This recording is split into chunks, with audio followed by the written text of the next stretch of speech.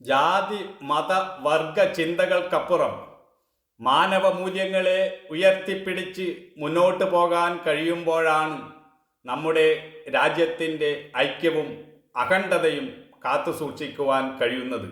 ഭാരതത്തെ ഒരു മഹാവൃക്ഷമായി സങ്കല്പിച്ചാൽ അതിൻ്റെ ശാഖകളും ശാഖോപശാഖകളുമാണ് ഓരോ സംസ്ഥാനങ്ങളും. വ്യത്യസ്ത ഭാഷകളും വ്യത്യസ്ത സംസ്കാരങ്ങളും നിറഞ്ഞതാണ് ഓരോ സംസ്ഥാനവും. അതിനെയൊക്കെ ഒരു നൂലിൽ കോർത്ത മണിയെന്ന പോലെ ഒന്നിച്ചു കൊണ്ടുപോകാൻ കഴിയുമ്പോഴാണ് ഈ ഭാരതമാകുന്ന വൃക്ഷം തളിർത്ത് പൂത്ത് എല്ലാവർക്കും താങ്ങും തണലുമായി തീരുന്നത്. എന്താണ് സ്വാതന്ത്ര്യം?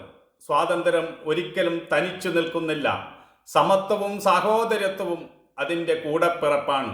സമത്വവും സാഹോദര്യത്വവും സ്വാതന്ത്ര്യത്തിൻ്റെ കൂടപ്പിറപ്പാണെങ്കിൽ സഹോദരൻ്റെ അല്ലെങ്കിൽ സഹോദരിയുടെ സ്വാതന്ത്ര്യം രക്ഷിക്കേണ്ട ഉത്തരവാദിത്തം നമുക്ക് ഓരോരുത്തർക്കും ഉണ്ട്. അപ്പോഴേ നമുക്കെല്ലാവർക്കും സ്വാതന്ത്ര്യം ഉണ്ടാവുകയുള്ളൂ. നമ്മുടെ ഓരോ ചുവടുവയ്പും മറ്റുള്ളവരുടെ സുഖക്ഷേമങ്ങളെ കണക്കിലെടുത്തുകൊണ്ട് വേണം.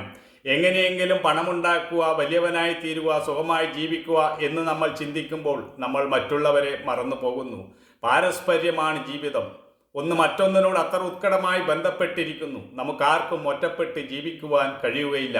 എല്ലാവരും എല്ലാവർക്കും വേണ്ടി ജീവിക്കുക, അതാണ് സ്വാതന്ത്ര്യം.